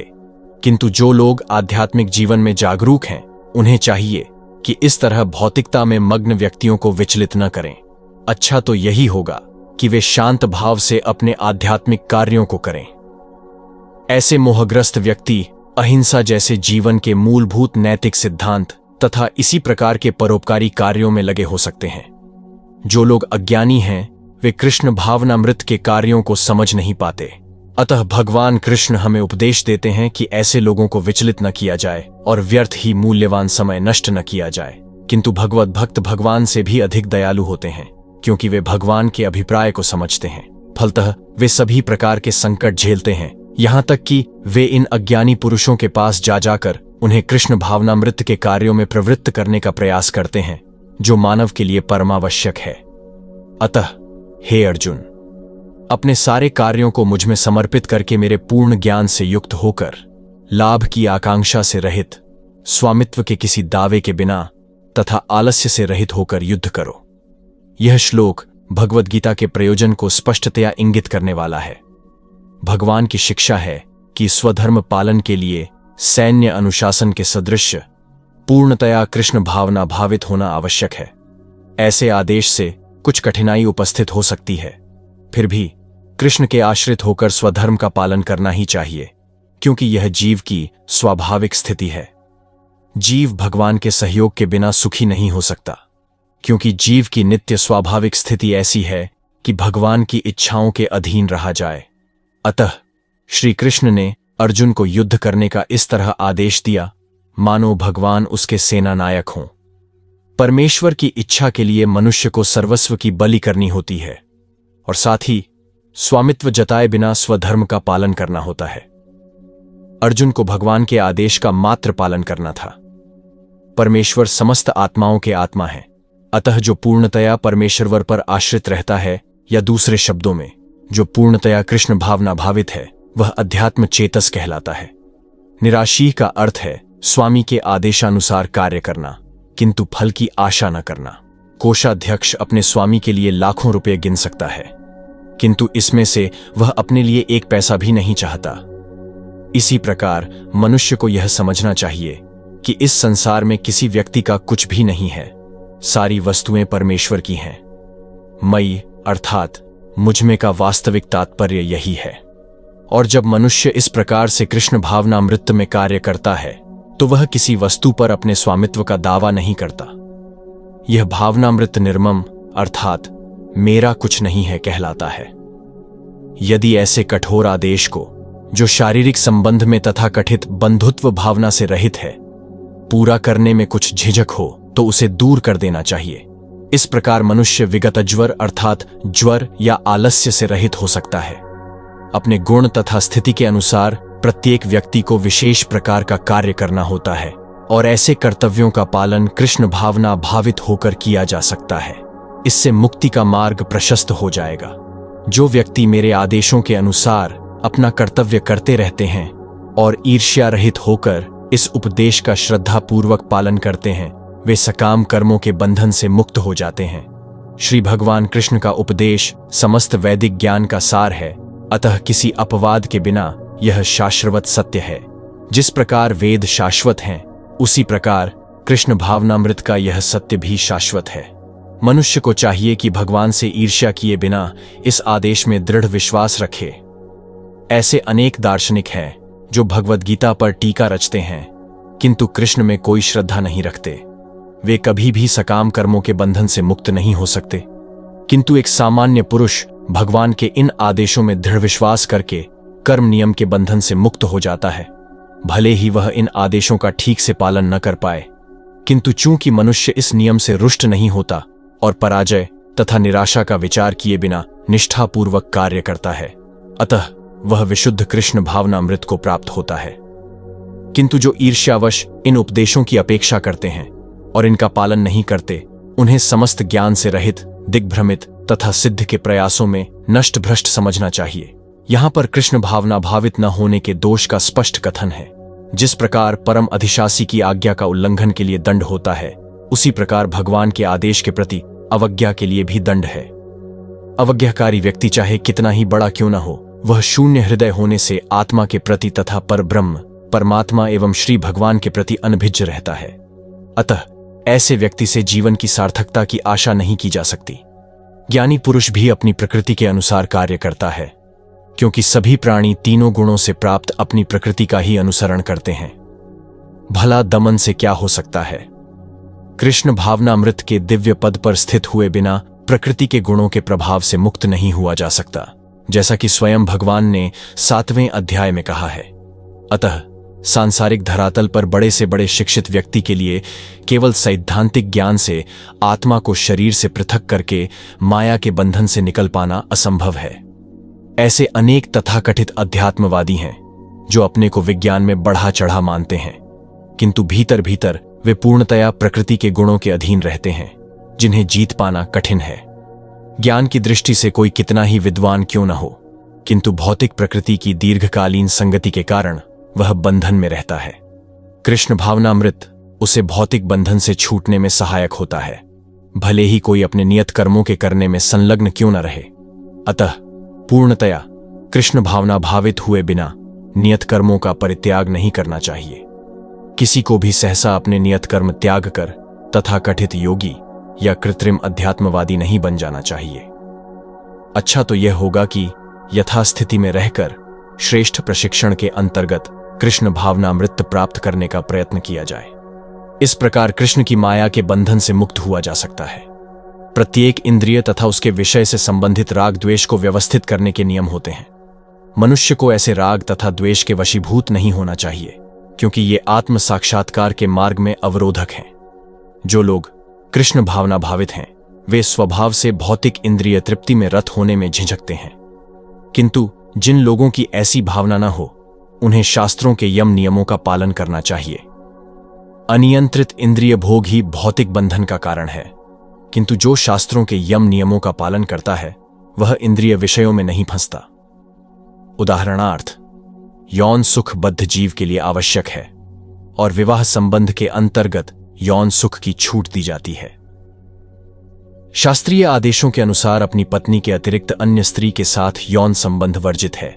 अन्य सभी स्त्रियों को अपनी माता मानना चाहिए, किंतु इन आदेशों का होते हुए भी मनुष्य अन्य स्त्रियों के साथ यौन संबंध स्थापित करता है। इन प्रवृत्तियों को दमित करना होगा, अन्यथा वे आत्म साक्षात्कार के मार्ग में बाधक होंगी। जब तक यह भौतिक शरीर रहता है, तब तक शरीर की आवश्यकताओं को यम नियमों के अंतर्गत पूर्ण करने की छूट दी जाती है, किंतु फिर भी हमें ऐसी छूटों के नियंत्रण पर विश्वास नहीं करना चाहिए। मनुष्य को अनासक्त रहकर यम नियमों का पालन करना होता है, क्योंकि नियमों के अंतर्गत इंद्रिय तृप्ति का अभ्यास भी उसे पथभ्रष्ट कर सकता है, जिस प्रकार राजमार्ग तक में दुर्घटना की संभावना बनी रहती है। भले ही इन मार्गों की कितनी ही सावधानी से देखभाल क्यों न की जाए, किंतु इसकी कोई गारंटी नहीं दे सकता कि सबसे सुरक्षित मार्ग पर भी कोई खतरा नहीं होगा। भौतिक संगति के कारण अत्यंत दीर्घकाल से इंद्रिय सुख की भावना कार्य करती रही है। अतः नियमित इंद्रिय भोग के बावजूद भी च्युत होने की हर संभावना बनी रहती है। अतः सभी प्रकार के नियमित इंद्रिय भोग के लिए किसी भी आसक्ति से बचना चाहिए। लेकिन कृष्ण भावनामृत ऐसा है कि इसके प्रति आसक्ति से या सदैव कृष्ण की प्रेमा भक्ति में कार्य करते रहने से सभी प्रकार के इंद्रिय कार्यों से विरक्ति हो जाती है। अतः मनुष्य को चाहिए कि वह किसी भी अवस्था में कृष्ण भावनामृत से विरक्त होने की चेष्टा न करे। समस्त प्रकार के इंद्रिय आसक्ति से विरक्ति का उद्देश्य अंततः कृष्ण भावनामृत के पद पर आसीन होना है। अपने नियत कर्मों को दोषपूर्ण ढंग से संपन्न करना भी अन्य के कर्मों को भली भांति करने से श्रेयस्कर है। स्वीय कर्मों को करते हुए मरना पराये कर्मों में प्रवृत्त होने की अपेक्षा श्रेष्ठतर है, क्योंकि अन्य किसी के मार्ग का अनुसरण भयावह होता है। अतः मनुष्य को चाहिए कि वह अन्यों के लिए नियत कर्मों की अपेक्षा अपने नियत कर्मों को कृष्ण भावनामृत में करे। भौतिक दृष्टि से नियत कर्म मनुष्य की मनोवैज्ञानिक दशा के अनुसार भौतिक प्रकृति के गुणों के अधीन आदिष्ट कर्म है। आध्यात्मिक कर्म गुरु द्वारा कृष्ण की दिव्य सेवा के लिए आदेशित होते हैं, किंतु चाहे भौतिक कर्म हो या आध्यात्मिक कर्म, मनुष्य को मृत्यु पर्यंत अपने नियत कर्मों में दृढ़ रहना चाहिए। अन्य के निर्धारित कर्मों का अनुकरण नहीं करना चाहिए। आध्यात्मिक तथा भौतिक स्तरों पर ये कर्म भिन्न भिन्न हो सकते हैं, किंतु कर्ता के लिए किसी प्रामाणिक निर्देशन के पालन का सिद्धांत उत्तम होगा। जब मनुष्य प्रकृति के गुणों के वशीभूत हो तो उसे उस विशेष अवस्था के लिए नियमों का पालन करना चाहिए, उसे अन्यों का अनुकरण नहीं करना चाहिए। उदाहरणार्थ, सतोगुणी ब्राह्मण कभी हिंसक नहीं होता, किंतु रजोगुणी क्षत्रिय को हिंसक होने की अनुमति है। इस तरह क्षत्रिय के लिए हिंसा के नियमों का पालन करते हुए विनष्ट होना जितना श्रेयस्कर है, उतना अहिंसा के नियमों का पालन करने वाले ब्राह्मण का अनुकरण नहीं। हर व्यक्ति को एकाएक नहीं, अपितु क्रमशः अपने हृदय को स्वच्छ बनाना चाहिए। किंतु जब मनुष्य प्रकृति के गुणों को लांघकर कृष्ण भावनामृत में पूर्णतया लीन हो जाता है, तो वह प्रामाणिक गुरु के निर्देशन में सब कुछ कर सकता है। कृष्ण भावनामृत की पूर्ण स्थिति में एक क्षत्रिय ब्राह्मण की तरह और एक ब्राह्मण क्षत्रिय की तरह कर्म कर सकता है। दिव्य अवस्था में भौतिक जगत का भेदभाव नहीं रह जाता। उदाहरणार्थ, विश्वामित्र मूलतः क्षत्रिय थे, किंतु बाद में वे ब्राह्मण हो गए। इसी प्रकार परशुराम पहले ब्राह्मण थे, किंतु बाद में वे क्षत्रिय बन गए। ब्रह्म में स्थित होने के कारण ही वे ऐसा कर सके, किंतु जब तक कोई भौतिक स्तर पर रहता है, उसे प्रकृति के गुणों के अनुसार अपने कर्म करने चाहिए। साथ ही उसे कृष्ण भावनामृत का पूरा बोध होना चाहिए। अर्जुन ने कहा, हे वृष्णिवंशी, मनुष्य न चाहते हुए भी पाप कर्मों के लिए प्रेरित क्यों होता है? ऐसा लगता है कि उसे बलपूर्वक उनमें लगाया जा रहा हो। जीवात्मा परमेश्वर का अंश होने के कारण मूलतः आध्यात्मिक, शुद्ध एवं समस्त भौतिक कल्मशों से मुक्त रहता है। फलतः स्वभाव से वह भौतिक जगत के पापों में प्रवृत्त नहीं होता, किंतु जब वह माया के संसर्ग में आता है तो वह बिना झिझक के और कभी कभी इच्छा के विरुद्ध भी अनेक प्रकार से पाप कर्म करता है।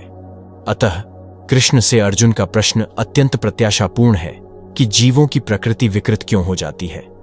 यद्यपि कभी कभी जीव कोई पाप नहीं करना चाहता, किंतु उसे ऐसा करने के लिए बाध्य होना पड़ता है। किंतु ये पाप कर्म अंतर्यामी परमात्मा द्वारा प्रेरित नहीं होते, अपितु अन्य कारण से होते हैं, जैसा कि भगवान अगले श्लोक में बताते हैं। श्री भगवान ने कहा, हे अर्जुन, इसका कारण रजोगुण के संपर्क से उत्पन्न काम है, जो बाद में क्रोध का रूप धारण करता है और जो इस संसार का सर्वभक्षी पापी शत्रु है। जब जीवात्मा भौतिक सृष्टि के संपर्क में आता है तो उसका शाश्वत कृष्ण प्रेम रजोगुण की संगति से काम में परिणत हो जाता है, अथवा दूसरे शब्दों में ईश्वर प्रेम का भाव काम में उसी तरह बदल जाता है जिस तरह इमली से संसर्ग से दूध दही में बदल जाता है। और जब काम की संतुष्टि नहीं होती तो यह क्रोध में परिणत हो जाता है, क्रोध मोह में, और मोह इस संसार में निरंतर बना रहता है। अतः जीवात्मा का सबसे बड़ा शत्रु काम है, और यह काम ही है जो विशुद्ध आत्मा को इस संसार में फंसे रहने के लिए प्रेरित करता है। क्रोध तमोगुण का प्राकट्य है। ये गुण अपने आप को क्रोध तथा अन्य रूपों में प्रकट करते हैं। अतः यदि रहने तथा कार्य करने की विधियों द्वारा रजोगुण को तमोगुण में न गिरने देकर सतोगुण तक ऊपर उठाया जाए, तो मनुष्य को क्रोध में पतित होने से आध्यात्मिक आसक्ति के द्वारा बचाया जा सकता है। अपने नित्य वर्धमान चिदानंद के लिए भगवान ने अपने आप को अनेक रूपों में विस्तृत कर लिया, और जीवात्माएं उनके इस चिदानंद के ही अंश हैं। उनको भी आंशिक स्वतंत्रता प्राप्त है, किंतु अपनी इस स्वतंत्रता का दुरुपयोग करके जब वे सेवा को इंद्रिय सुख में बदल देती हैं, तो वे काम की चपेट में आ जाती हैं। भगवान ने इस सृष्टि की रचना जीवात्माओं के लिए इन कामपूर्ण रुचियों की पूर्ति हेतु सुविधा प्रदान करने के निमित्त की, और जब जीवात्माएं दीर्घ काल तक काम कर्मों में फंसे रहने के कारण पूर्णतया ऊब जाती है, तो वे अपना वास्तविक स्वरूप जानने के लिए जिज्ञासा करने लगती हैं। यही जिज्ञासा वेदांत सूत्र का प्रारंभ है, जिसमें यह कहा गया है, अथा तो ब्रह्म जिज्ञासा। मनुष्य को परम तत्व की जिज्ञासा करनी चाहिए, और इस परम तत्व की परिभाषा श्रीमद् भागवत में इस प्रकार दी गई है, जन्माद्यस्य यथोन्वयादितरतश्च, सारी वस्तुओं का उद्गम पर ब्रह्म है, अतः काम का उद्गम भी परब्रह्म से हुआ। अतः यदि काम को भगवत प्रेम में या कृष्ण भावना में परिणत कर दिया जाए, या दूसरे शब्दों में कृष्ण के लिए ही सारी इच्छाएं हों, तो काम तथा क्रोध दोनों ही आध्यात्मिक बन सकेंगे। भगवान राम के अनन्य सेवक हनुमान ने रावण की स्वर्णपुरी को जलाकर अपना क्रोध प्रकट किया, किंतु ऐसा करने से वे भगवान के सबसे बड़े भक्त बन गए। यहां पर भी श्री कृष्ण अर्जुन को प्रेरित करते हैं कि वे शत्रुओं पर अपना क्रोध भगवान को प्रसन्न करने के लिए दिखाए। अतः काम तथा क्रोध कृष्ण भावनामृत में प्रयुक्त होने पर हमारे शत्रु न रहकर मित्र बन जाते हैं। जिस प्रकार अग्नि धुएं से, दर्पण धूल से अथवा भ्रूण गर्भाशय से आवृत रहता है, उसी प्रकार जीवात्मा इस काम की विभिन्न मात्राओं से आवृत रहता है। जिस प्रकार अग्नि धुएं से, दर्पण धूल से अथवा भ्रूण गर्भाशय से आवृत रहता है, उसी प्रकार जीवात्मा इस काम की विभिन्न मात्राओं से आवृत रहता है। जीवात्मा के आवरण की 3 कोटियां हैं जिनसे उसकी शुद्ध चेतना धूमिल होती है। यह आवरण काम ही है जो विभिन्न स्वरूपों में होता है, यथा अग्नि में धुआं, दर्पण पर धूल तथा भ्रूण पर गर्भाशय। जब काम की उपमा धूम्र से दी जाती है तो यह समझना चाहिए कि जीवित स्फुलिंग की अग्नि कुछ कुछ अनुभवगम्य है। दूसरे शब्दों में, जब जीवात्मा अपने कृष्ण भावनामृत को कुछ कुछ प्रकट करता है तो उसकी उपमा धुएं से आवृत अग्नि से दी जा सकती है। यद्यपि जहां कहीं धुआं होता है वहां अग्नि का होना अनिवार्य है, किंतु प्रारंभिक अवस्था में अग्नि की प्रत्यक्ष अभिव्यक्ति नहीं होती। यह अवस्था कृष्ण भावनामृत के शुभारंभ जैसी है।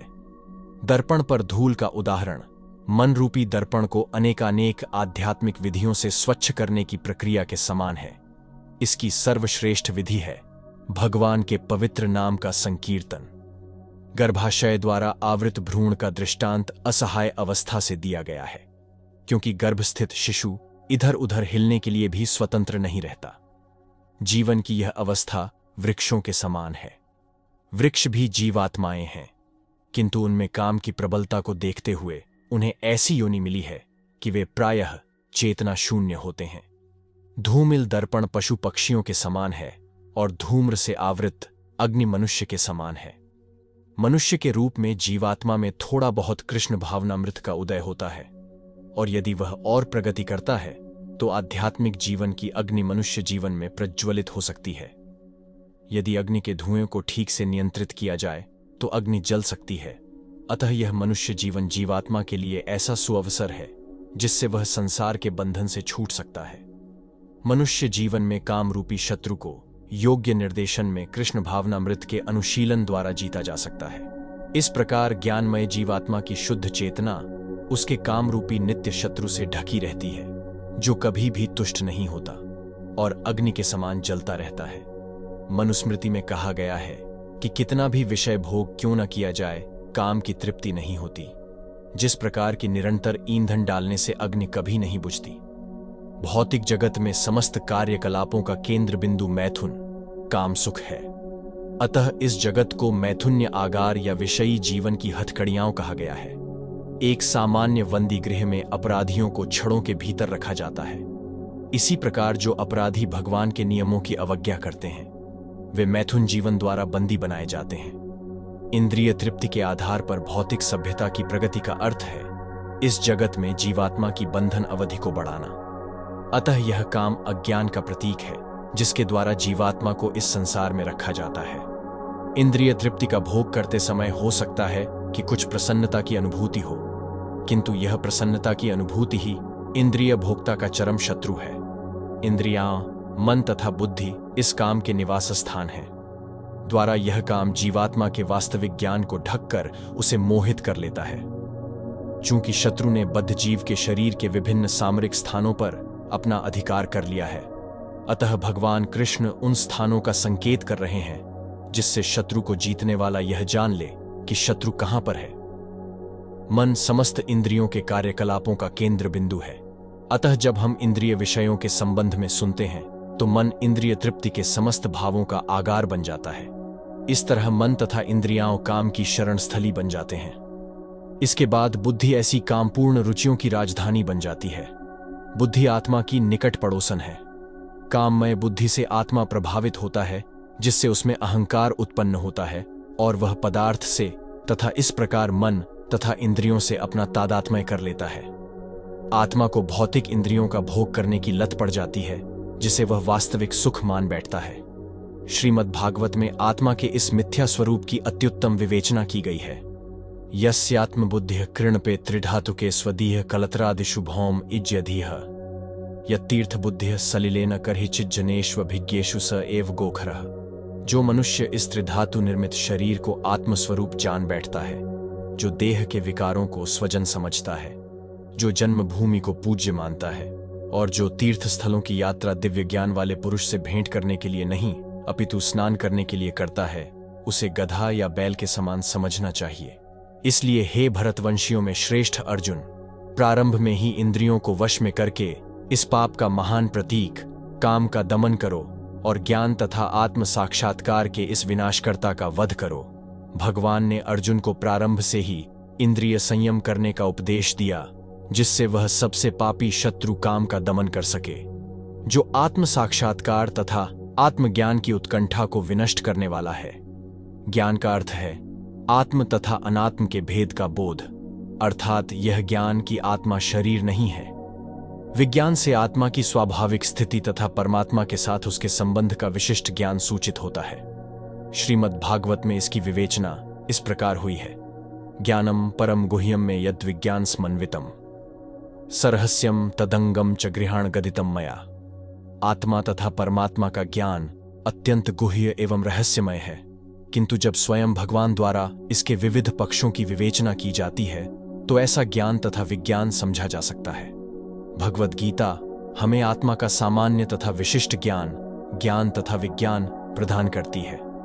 जीव भगवान का भिन्न अंश है, अतः वे भगवान की सेवा के लिए हैं। यह चेतना कृष्ण भावनामृत कहलाती है। अतः मनुष्य को जीवन के प्रारंभ से इस कृष्ण भावनामृत को सीखना होता है, जिससे वह पूर्णतया कृष्ण भावना भावित होकर तदनुसार कर्म करे। काम ईश्वर प्रेम का विकृत प्रतिबिंब है और प्रत्येक जीव के लिए स्वाभाविक है, किंतु यदि किसी को प्रारंभ से ही कृष्ण भावनामृत की शिक्षा दी जाए तो प्राकृतिक ईश्वर प्रेम काम के रूप में विकृत नहीं हो सकता। एक बार ईश्वर प्रेम के काम रूप में विकृत हो जाने पर इसके मौलिक स्वरूप को पुनः प्राप्त कर पाना दुस्साध्य हो जाता है। फिर भी कृष्ण भावनामृत इतना शक्तिशाली है कि विलंब से प्रारंभ करने वाला भी भक्ति के विधि विधानों का पालन करके ईश्वर प्रेमी बन सकता है। अतः जीवन की किसी भी अवस्था में या जब भी इसकी अनिवार्यता समझी जाए, मनुष्य कृष्ण भावनामृत या भगवत भक्ति के द्वारा इंद्रियों को वश में करना प्रारंभ कर सकता है और काम को भगवत प्रेम में बदल सकता है, जो मानव जीवन की पूर्णता की चरम अवस्था है। कर्मेंद्रियां जड़ पदार्थ की अपेक्षा श्रेष्ठ हैं। मन इंद्रियों से बढ़कर है, बुद्धि मन से भी उच्च है और वह आत्मा बुद्धि से भी बढ़कर है। इंद्रियां काम के कार्यकलापों के विभिन्न द्वार हैं। काम का निवास शरीर में है, किंतु उसे इंद्रिय रूपी झरोखे प्राप्त हैं। अतः कुल मिलाकर इंद्रियां शरीर से श्रेष्ठ हैं। श्रेष्ठ चेतना या कृष्ण भावनामृत होने पर ये द्वार काम में नहीं आते। कृष्ण भावनामृत में आत्मा भगवान के साथ सीधा संबंध स्थापित करता है, अतः यहां पर वर्णित शारीरिक कार्यों की श्रेष्ठता परमात्मा में आकर समाप्त हो जाती है। शारीरिक कर्म का अर्थ है इंद्रियों के कार्य और इन इंद्रियों के अवरोध का अर्थ है सारे शारीरिक कर्मों का अवरोध। लेकिन चूंकि मन सक्रिय रहता है, अतः शरीर के मौन तथा स्थिर रहने पर भी मन कार्य करता रहता है। यथा स्वप्न के समय मन कार्यशील रहता है, किंतु मन के ऊपर भी बुद्धि की संकल्प शक्ति होती है और बुद्धि के ऊपर स्वयं आत्मा है। अतः यदि आत्मा प्रत्यक्ष रूप में परमात्मा में रत हो तो अन्य सारे अधीनस्थ यथा बुद्धि, मन तथा इंद्रियां स्वतः रत हो जाएंगे। कठोपनिषद में एक ऐसा ही अंश है जिसमें कहा गया है कि इंद्रिय विषय इंद्रियों से श्रेष्ठ हैं और मन इंद्रिय विषयों से श्रेष्ठ है। अतः यदि मन भगवान की सेवा में निरंतर लगा रहता है तो इन इंद्रियों के अन्यत्र रत होने की संभावना नहीं रह जाती। इस मनोवृत्ति की विवेचना की जा चुकी है। परम दृष्ट्वा निवृत्तते, यदि मन भगवान की दिव्या सेवा में लगा रहे तो तुच्छ विषयों में उसके लगने की संभावना नहीं रह जाती। कठोपनिषद में आत्मा को महान कहा गया है। अतः आत्मा इंद्रिय विषयों, इंद्रियों, मन तथा बुद्धि इन सब से ऊपर है। अतः सारी समस्या का हल यही है कि आत्मा के स्वरूप को प्रत्यक्ष समझा जाए। मनुष्य को चाहिए कि बुद्धि के द्वारा आत्मा की स्वाभाविक स्थिति को ढूंढे और फिर मन को निरंतर कृष्ण भावनामृत में लगाए रखे। इससे सारी समस्या हल हो जाती है। सामान्यतः नवदीक्षित अध्यात्मवादी को इंद्रिय विषयों से दूर रहने की सलाह दी जाती है, किंतु इसके साथ साथ मनुष्य को अपनी बुद्धि का उपयोग करके मन को सशक्त बनाना होता है। यदि कोई बुद्धिपूर्वक अपने मन को भगवान के शरणागत होकर कृष्ण भावनामृत में लगाता है तो मन स्वतः सशक्त हो जाता है और यद्यपि इंद्रियां सर्प के समान अत्यंत बलिष्ठ होती हैं, किंतु ऐसा करने पर वे दंत विहीन सांपों के समान अशक्त हो जाएंगी। यद्यपि आत्मा बुद्धि, मन तथा इंद्रियों का भी स्वामी है, तो भी जब तक इसे कृष्ण की संगति या कृष्ण भावनामृत में सदृढ़ नहीं कर लिया जाता, तब तक चलायमान मन के कारण नीचे गिरने की पूरी संभावना बनी रहती है। इस प्रकार हे महाबाहु अर्जुन, अपने आप को भौतिक इंद्रियों, मन तथा बुद्धि से परे जानकर और मन को सावधान आध्यात्मिक बुद्धि कृष्ण भावनामृत से स्थिर करके आध्यात्मिक शक्ति द्वारा इस काम रूपी दुर्जेय शत्रु को जीतो। भगवद गीता का यह 3 अध्याय निष्कर्षतः मनुष्य को निर्देश देता है कि वह निर्विशेष शून्यवाद को चरम लक्ष्य न मानकर अपने आप को भगवान का शाश्वत सेवक समझते हुए कृष्ण भावनामृत में प्रवृत्त हो। भौतिक जीवन में मनुष्य काम तथा प्रकृति पर प्रभुत्व पाने की इच्छा से प्रभावित होता है। प्रभुत्व तथा इंद्रिय तृप्ति की इच्छाएं बद्ध जीव की परम शत्रु हैं, किंतु कृष्ण भावनामृत की शक्ति से मनुष्य इंद्रियों, मन तथा बुद्धि पर नियंत्रण रख सकता है। इसके लिए मनुष्य को सहसा अपने नियत कर्मों को बंद करने की आवश्यकता नहीं है, अपितु धीरे धीरे कृष्ण भावनामृत विकसित करके भौतिक इंद्रियों तथा मन से प्रभावित हुए बिना अपने शुद्ध स्वरूप के प्रति लक्षित स्थिर बुद्धि से दिव्य स्थिति को प्राप्त हुआ जा सकता है। यही इस अध्याय का सारांश है। सांसारिक जीवन की अपरिपक्व अवस्था में दार्शनिक चिंतन तथा यौगिक आसनों के अभ्यास से इंद्रियों को वश में करने के कृत्रिम प्रयासों से आध्यात्मिक जीवन प्राप्त करने में सहायता नहीं मिलती। उसे श्रेष्ठ बुद्धि द्वारा कृष्ण भावनामृत में प्रशिक्षित होना चाहिए।